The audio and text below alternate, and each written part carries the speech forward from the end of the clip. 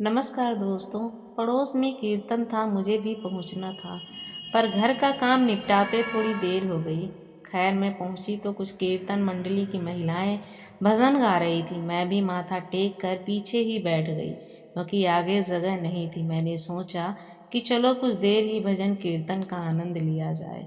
तभी मेरी एक सहेली धीरे से मेरे कानों में बोली, क्या हुआ, लेट क्यों आई? मैंने बताया कि बस ऐसे ही काम में देरी हो गई। तभी उसने कहा कि सपना के बारे में पता चला।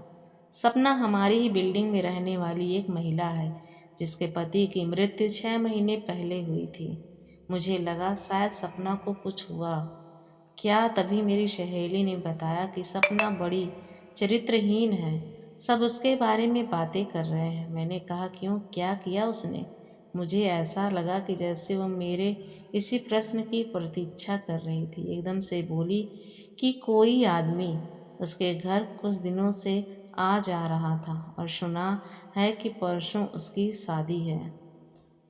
मैंने कहा तो क्या हुआ, अच्छा ही है, वो क्यों अकेली रहे? तो मेरी सहेली के साथ कुछ और औरतें जो ये बात सुन रही थी कहने लगीं कि अभी 6 महीने पहले ही तो उसका पति मरा है, बस इतना ही प्यार था।